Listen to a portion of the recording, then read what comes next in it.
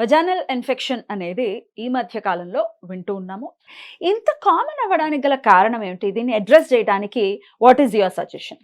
మన ఆడవాళ్ళు కొంచెం ఇరిటేషన్ వచ్చినప్పుడు క్లీనింగ్ చేసుకోవడం కోసం ఎక్కువ వాటర్ తో క్లీన్ చేయడానికి ట్రై చేస్తారు. చేయకూడదా? Actually they are not suppose to do it. చేయకూడదు. ఎందుకంటే వెజైన్ అనేది సెల్ఫ్ క్లీన్సింగ్ ఆర్గాన్, తనంతట అదే క్లీన్ అవుతుంది. వాటర్ తోనే కాదు, సోప్ తో కూడా క్లీన్ సోప్ తో కూడా చేస్తారు, which is very very dangerous actual గా. ఒకవేళ మరీ ఇచ్చింగ్ గా ఉంటే గోరువెచ్చని వాటర్ తో బాహ్యంగా క్లీన్ చేసుకోవాలి, కానీ డీప్ గా క్లీన్ చేయకూడదు. అన్ఫార్చునేట్ గా ఈ నార్మల్ వాటర్ తో డైలీ సో మెనీ టైమ్స్ చేసుకోవడం వల్ల అక్కడ ఉన్న గుడ్ బ్యాక్టీరియా వాష్ అవుట్ అయిపోతుంది.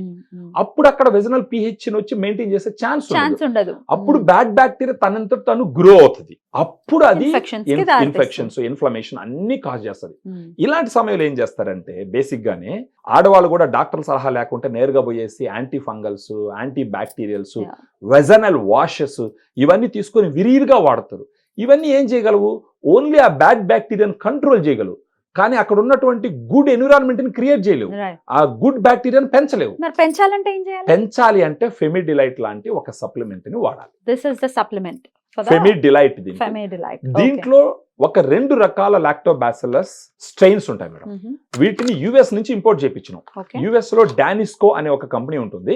దానికి 100 years హిస్టరీ ఉంది ప్రోబయాటిక్స్ తయారు చేయడం, గుడ్ బ్యాక్టీరియా తయారు చేయడంలో.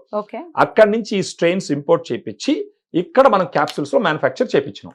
సో అక్కడి నుంచి ఎందుకు తెప్పించాల్సి వచ్చిందంటే వాళ్ళు వీటిని ఎప్పటి నుంచో డెవలప్ చేసి ఇవి బాగా పనిచేస్తాయని క్లినికల్ ట్రయల్స్ లో ప్రూవ్ చేసి నందువల్ల మనం అక్కడి నుంచి తెప్పిస్తున్నాం. మీరు చూసినారంటే ఇదే 2 strains ఇంటర్నేషనల్ గా చాలా కంట్రీస్ లో అవైలబిలిటీ ఉంది. ఆ పేరు ఏంటంటే హవారు ఫెమినైన్. హవారు ఫెమినైన్ అనేది ఇంటర్నేషనల్ బ్రాండ్ నేమ్. అది ఇండియాలో వచ్చేసి ఫెమిడిలైట్.